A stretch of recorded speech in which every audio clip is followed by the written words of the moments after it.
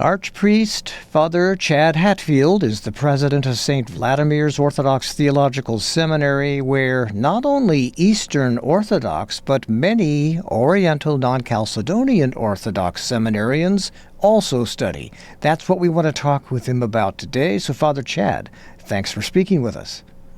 Thank you, John. It is really good to have a reconnect. We used to work together frequently. I miss those days. I really do. So how many, well, let's start with, first of all, for how long has the St. Vladimir Seminary been accepting Oriental Orthodox Christians? Do you know, John, that's a really interesting historical question. A few years ago, I was asked to speak at Princeton University. They were honoring the late Patriarch Paulos of Ethiopia, who was our student and their student. It was challenging for me because he actually completed his studies here in 1962.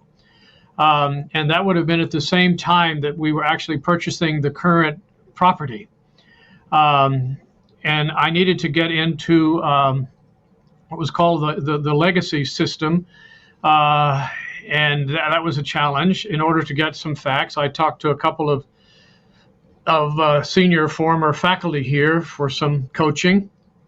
I got just a little bit. But then when I actually got into the legacy system, I discovered something that's really quite fascinating. And it's something that I think will become part of an eventual conference here that we'll speak about a little bit later, hopefully in 2025. But Father John Meyendorff in the faculty council minutes was uneasy about granting a degree to a non-Chalcedonian at that time. We in fact had two. They were both Ethiopians. Interestingly enough, the Episcopalians were picking up their freight. They were paying for their education here. That also shows you how times have changed. Yes. And Father Meyendorff, being the outstanding scholar that he was, just said, "May I have a year to study the issues between us?" And in 1963, the degree was awarded. And Father John Meyendorff, as you know, after his year of study, became one of the great advocates and voices for a better understanding of the two traditions and working towards reconciliation. So, John, that's as early as I can find. But we've also had an over 60-year relationship with St. Narcissus, the nearby Armenian seminary. Oh. We extend to them, their students, accreditation. We have joint faculty. For instance, you know, when there's a need for our Eastern students, some of them to study Syriac, why we have that available, or classical Armenian. So we've had a really, as their dean would say, Father Mardros, he'd say, we've had a pretty good marriage between the two of us for about 60 years. I'll say. And of course, then over the years, there have been students from other traditions, particularly Malacaran Indian tradition. We have some very senior alums who were early students here. Sometimes they would maybe start as a part-time student, taking a course here and there. And you know, we've now reached a point where almost 1/4 of our current almost 100 students would be from an Oriental tradition. That's and amazing. We actually, in addition to our Three Hierarchs Chapel, where we pray twice daily, there is a St. Thomas Chapel. And John, if you don't mind, I'll pause right there to say we have three types of Indian students who are Orthodox, Oriental Orthodox. Okay. Now, a lot of your listeners won't know that. The majority would be Malacaran Orthodox Syrian. In fact, we have 10 MDiv students, 1 MA, and 4 Doctor of Ministry students. Most of them come from American dioceses, although this year we have 3 who are directly from India under Indian bishops. So that's one group, and we actually have one of their bishops on our board of trustees. There's also the Malacaran Syrian Orthodox Kanaya Archdiocese. That's a particularly distinct ethnic group, I would say, within that tradition. And we have one student in that group, and they're under the Syrian Patriarch Ignatius Ephraim II. And then there is the Indian group, in addition, the Malakarn Syrian Orthodox Church, that are under Patriarch Ignatius. And we have one student who's, again, non-Chalcedonian, but he's actually from the Syrian Patriarchate, but he is of Arab background from Damascus. So that just gives you a little bit of a picture of how the complexities are there. But I think the beautiful thing about our St. Thomas Chapel, with the blessing of the Catholicos and their patriarch, our students pray together. And I love going down myself to pray from time to time. Others do as well. And then we have a Coptic, St. Mark's Chapel, a Coptic Orthodox chapel on campus. Well, I guess I didn't realize how many there were. I knew you had really pioneered in welcoming students from the Oriental churches, but 25%, that is remarkable. So why? I mean, what prompted the seminary to want to begin accepting Oriental Orthodox students in light of the fact that we are not in communion with them? Wish we were, but there had to be something behind that, a principle of some sort. Sure.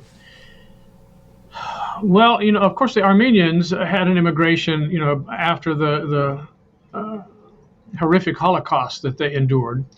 But outside the Armenian tradition, looking especially from an Eastern Orthodox perspective, their immigration waves are really quite recent, with Ethiopians and Copts and Eritreans, and even amongst the different Indian groups. And when you look at the sort of overall history of seminaries, Orthodox seminaries in America, it's also, complicated in many ways.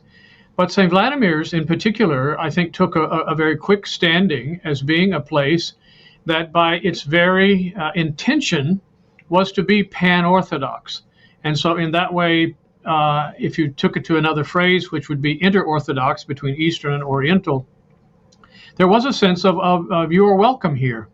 And certainly classes are not altered, but we will take the opportunity. I know when I'm teaching, I'll take the opportunity if a particular topic comes up, I'll pause and look at the Oriental students and ask them, okay, educate us, fill us in, where it's similar, where it's not. Mm-hmm. So that's the kind of environment we want to see here at St. Vladimir's. It's not one of, compromise, it's one of understanding. And I think that's really something that's going to be significant as we get further down the road in an ever increasingly, not everybody likes it when I say it, but an ever increasingly hostile, very secular American culture. Yeah. I mean, we're what?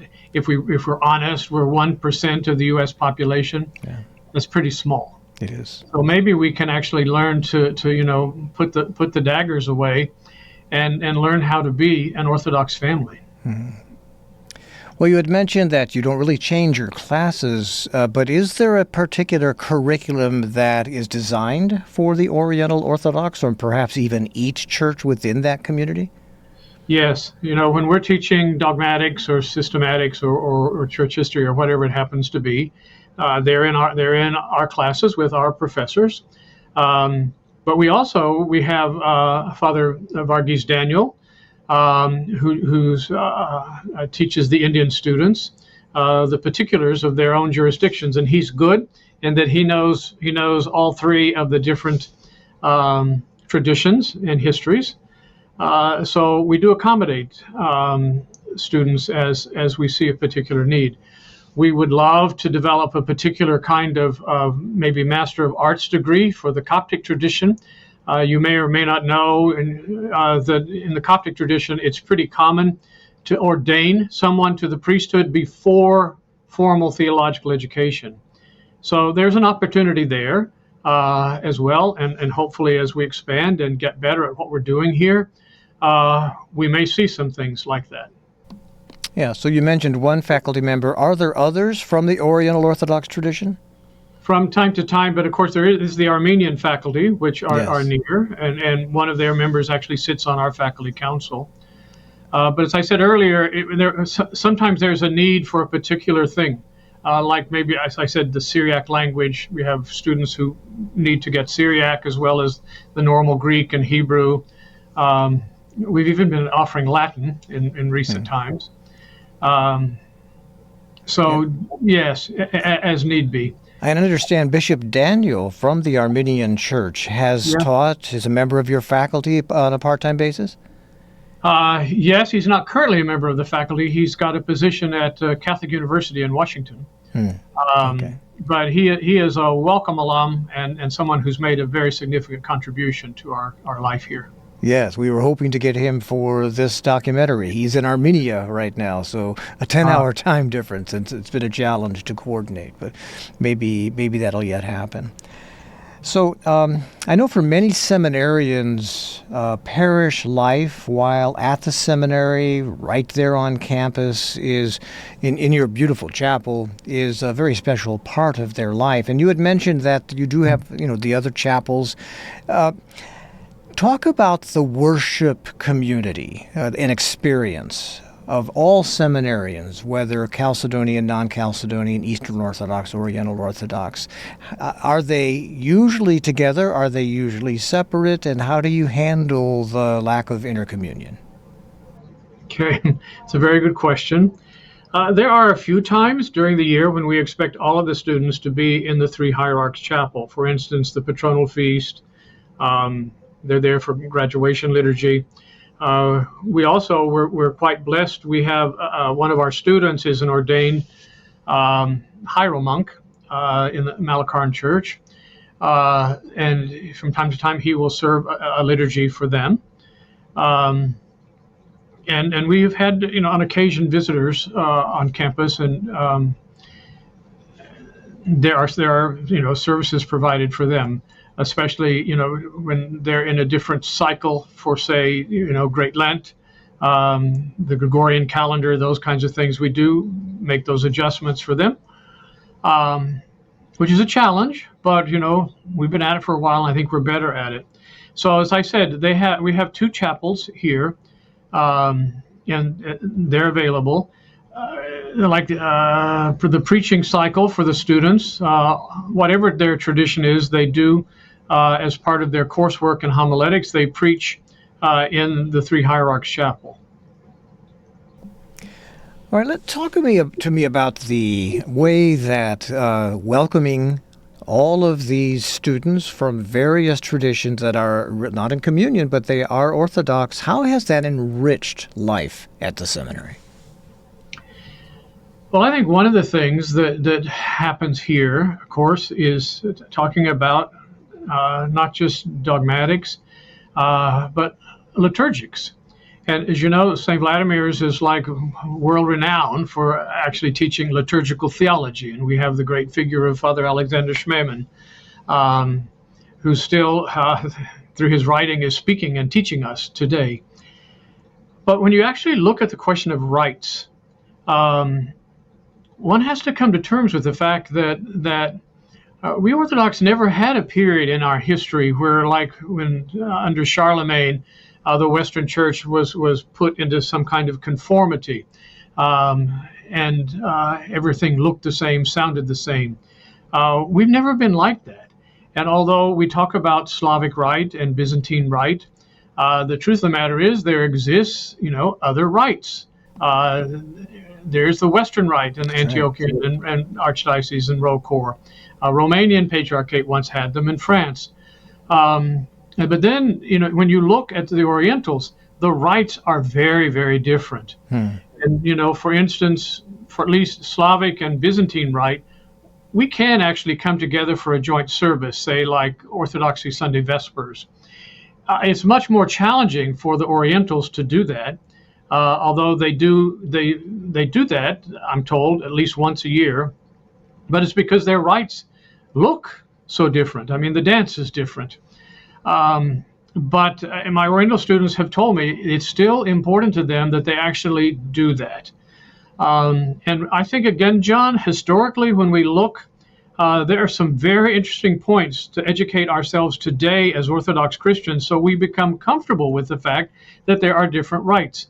For instance, historically, if you were to look at the city of Rome, yes, historically there was El Papa, a central bishop, but within the city itself, there were multiple other bishops from different ethnic backgrounds, different linguistic groups, different rites, but they were in communion with one another.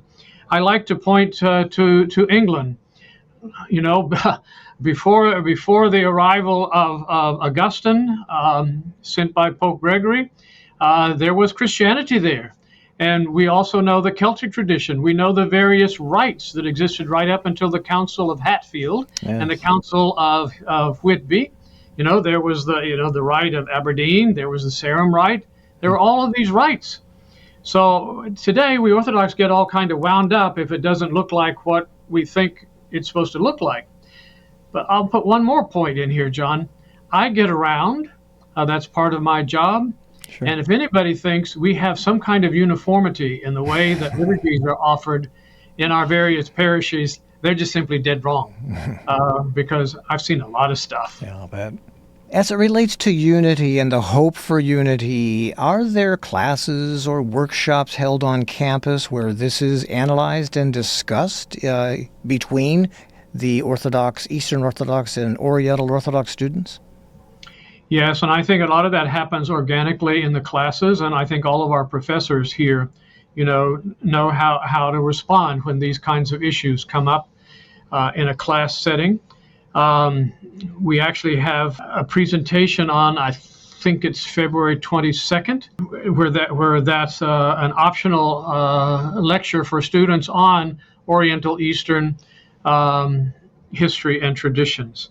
The big thing for us on the horizon coming up, currently Professor Peter Butenev is on sabbatical, and part of what he's doing is actually studying this very topic. I expect that there will be something, maybe even a monograph, published from his work, and we hope at 2025 to offer a conference with major players in this area I like to describe it as sort of kicking the coals, because there was a point in which there was real active dialogue. And at least on a theologian's level, there came to be an understanding that our differences were largely a case of semantics, saying the same thing in a different way. Now, I'm going to get a lot of hate mail for what I just said there, but I'll stand by my position based on what the theologians from both sides are saying to us. But then it seems to have gone cold. Mm-hmm. And so we want to kind of regenerate things because, as we said earlier, we're living in very challenging times, and certainly the Lord cannot be pleased with the divisions that we've created for ourselves within the household of faith. So you've already described some initiatives toward helping to create an atmosphere for unity, and in a way you've already answered my next question, but I'm going to ask it anyway because I'm just wondering, in what other ways can an Orthodox seminary play a role in fostering unity between the true traditions? Again, excellent question. One of the things that I'm in the process of creating with the blessing of His Beatitude Metropolitan Tikhon is I want to create an Episcopal advisory, and that would be made up of every bishop who has a student here at St. Vladimir's, whether they're Eastern Orthodox or Oriental Orthodox. I actually have asked a couple of the Oriental bishops, would it be better if I had an advisory for the Oriental bishops and one for the Eastern bishops? And both of those bishops said, oh, no, please keep us together. So that's another way, I think, in which the seminary becomes a kind of meeting place, a platform, where at the Episcopal level, the hierarchs can get to know each other better and have some conversation about what they expect from us in terms of meeting jurisdictional requirements. I once hate using the word, but a kind of safe environment where civil dialogue can take place without people, running saying they heard a trigger word or something. Yeah. I believe so firmly that this is the kind of thing for which we need to be able to have civil conversation, without people throwing bombs. Yeah. Yeah. Well, you're the president of a major Orthodox theological seminary in the most prestigious, the wealthiest country in the world. I'd love to hear your personal thoughts on some of the theological issues that people are trying to sort through related to eventual hopeful unity between the Eastern Orthodox and Oriental Orthodox churches. Well, how much thought have you put into that part of the theological part, and do you have anything you'd like to share in relation to that? Well, I've already mentioned Dr. Butenyev's sabbatical this year, and he is really digging into the theological depths of where we find our divide. And I think I can say, in all honesty, I think our entire faculty are on board with this, and I think we're anticipating a very significant contribution coming down the pike. But you've asked me, I think in a very personal way, how I see things. It's personal in the sense that as the president of the seminary, as somebody who teaches pastoral theology courses and missiological courses and evangelism, I recognize in my students a friendship between them that I think will probably last for a lifetime, and I think that is actually going to propel more engagement and dialogue. They sit in the classrooms, they eat around the same tables, they have these conversations, they get to know each other. And again, on a very personal relationship, I have Oriental students here for whom there is a real sense of admiration and affection. I have been asked to address youth gatherings. My own students will come and say, Father Chad, would you speak to our youth rally or whatever it happens to be? I always walk away extremely humbled because, John, to use evangelical language, I find them on fire for Jesus. And all of us have a particular history, and I think that will play into where we go in the future. Let's face it, we have, since the Council of Chalcedon, a divided history. Yeah. So each side has added saints for which there are problematic ways of understanding and interpreting their contributions. So it just means we're going to have to say, okay, let's acknowledge this, but let's be brothers and sisters in Christ as we begin to unpack this, examine this, and may the Lord direct us so that we can end the unhappy division. As someone who teaches courses in evangelism, I mean, there's nothing more detrimental than when a non-Orthodox person who's a seeker or an inquirer or whatever is looking at Orthodoxy and it's like, wow, what a divided house. And not only divided, they look tribal and maybe they don't even like each other. Yeah, why would I want to be a part of that, right? Yeah, it has to end. Yeah. Well, in a related topic, but maybe distantly related, I've watched from afar the plans and the thought that you all have put into a major move for the seminary, and relocating an operation like the St. Vladimir Seminary is no small task. How has trying to better provide jurisdictional requirements inform the thinking about the seminary mission and how that relates to a relocation? Wow, fantastic question. Okay, I know a lot of your listeners have heard a lot of things. First, I'd say I'm not the first seminary head to raise this issue. It's been raised many times before. I've probably kicked the can a little further down the road than any of my predecessors. But the truth of the matter is, in our current location, one of the most expensive counties in America, where we're landlocked, in order to achieve what we see as our strategic planning for the future, we're hindered here. And I know that can be very painful for some people to think about. It's also very exciting for some other people to think about.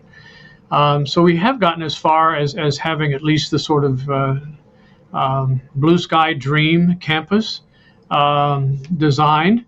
And in that campus, in order to, as you said, meet the vision of a really pan-Orthodox Theological Seminary, which is doing our foundational mission of bringing Orthodox people together, whatever their tradition.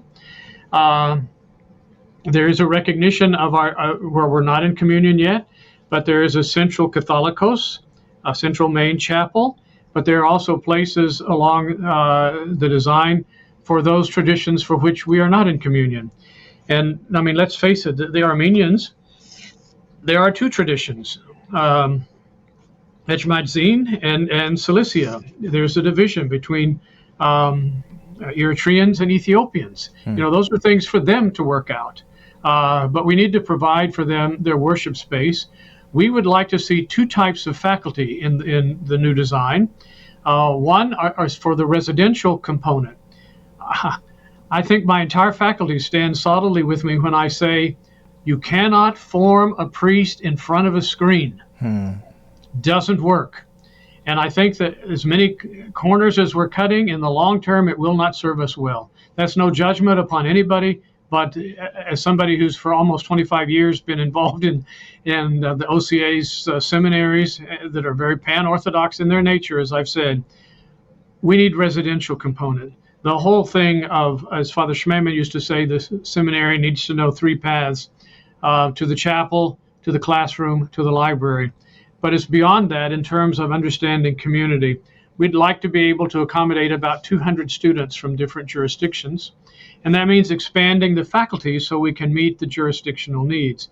But the other side of this, as I said, we have this huge demand for online hybrid courses, but that's a particular pedagogy. And so we need to develop another faculty for whom that's their arena. And people will say to me, well, how many students? Well, again, the sky is the limit on that one. So that's what we hope to see. And geographical limitations go out the window when you are thinking about online learning as well. So it just really opens up and expands exactly opportunities. And we get so many inquiries from abroad. As you said, John, St. Vladimir's has a particular standing globally. And this way we can actually begin to accommodate the many requests we get from abroad. Well, given the fact that I'm pretty sure you've ruled out coming to my hometown of Chesterton, tell me where things stand now and how far along are you in your planning? Well, we've had 4 hard years of due diligence, that's for sure. And there is a board recognition that this is an issue that has to be addressed. But we have no roadmap. No ATS seminary has tried to do this. In-state moves, yes. Mergers, yes. But what we're trying to do is, well, as Wayne Gretzky used to say, playing hockey, we're trying to go where the hockey puck is going, not where it's been. So we are studying demographics. We're studying all kinds of issues. We need a particular type of airport. All of these things are being coordinated. But at least for the next 2 years, we need to now take a pause and simply focus on getting the institution ready for such a move, if that's going to actually take place. So we're working to staff up. We're working to get financial stability. It's been an expensive process doing due diligence, but now we can be grounded, we know, and we can move forward. So hopefully the other thing about this is we've got 2 years to communicate. So our faithful, our supporters, our alums, everyone understands there is a reason for this, and it's really so we can live up to our legacy and continue to be the kind of gold standard that we have been for about 85 years. Well, I'm sure we'll be hearing more about it on your Ancient Faith podcast. We'll look forward to updates from Sarah and you, and our prayers are definitely with you. This is a big deal, and we know it takes a lot of planning. We covet those prayers. Well, anything else you'd like to say about the seminary in general or about our topic in particular? Well, first, I thank you for actually having the courage to take this. I've mentioned civility and conversation several times, and unfortunately, I find myself embarrassed a lot when I see some of the heated exchanges that come across on the internet. So I just say to my brothers and sisters in Christ, before you start launching those missiles and going on attack mode, pause for a little bit and see where the Lord is leading us, and trust our hierarchs when we say that we ask that they rightly divide the word of truth. Because, as I said, the moment's coming when we just cannot sustain these unhappy divisions. Yeah, we are in different times, and we've got to recognize that and adjust accordingly. So thank you for your role in doing that as well. Well, it's been a blessing and a privilege to talk with our good friend, Father Chad Hatfield, president of St. Vladimir's Orthodox Theological Seminary in New York. And Father Chad, we'll look forward to another opportunity down the road. Thank you so much.